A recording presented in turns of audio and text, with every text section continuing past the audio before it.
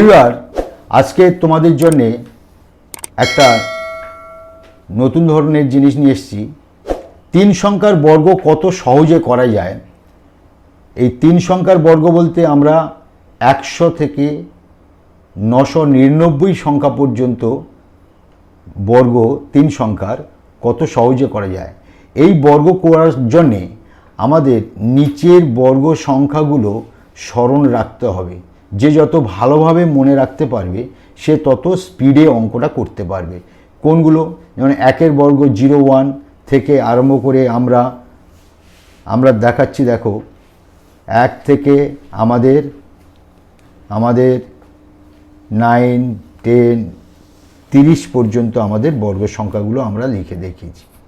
এই 30 পর্যন্ত বর্গ সংখ্যা যদি মুখস্থ রাখা যায়, মনে রাখা যায়, তাহলে আমাদের সহজে বর্গ করা যায়। দেখো, যেমন একটা উদাহরণ 1 নম্বর আমি দেখাচ্ছি।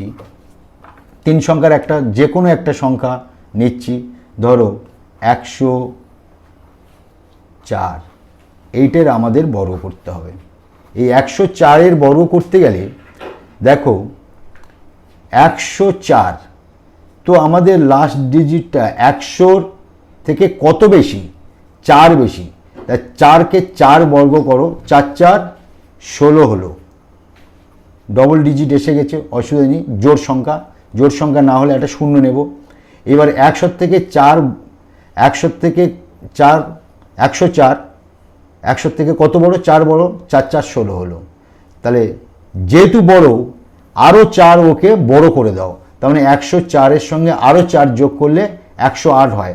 পাশে 108 লিখে দাও, হয়ে গেল তোমার বর্গ। 104-এর বর্গ হয়ে গেল। কত সহজে হলো দেখো।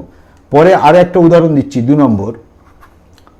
এবার আমরা দিচ্ছি একটা ছোট সংখ্যা দিয়ে দিচ্ছি 102। 102-এর বর্গ। 102-এর বর্গ কি করব আমরা?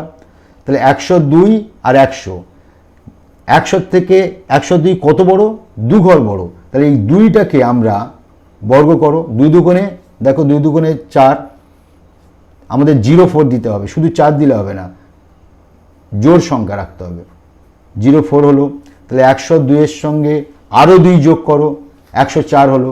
তাহলে 104 পাশে বসিয়ে দাও, 102-এর বর্গ হয়ে গেল। ঠিক আছে, এবার একটু বড় সংখ্যা নেওয়া যাক। ধরো 3 নম্বর, ধরো 204, এইটার বর্গ করব কিভাবে? তাহলে 204-এর বর্গ করতে গেলে দেখো 200 থেকে কত বড়? 4 বড়। তাই এই 4টাকে আমরা বর্গ করো। 4 × 4 = 16।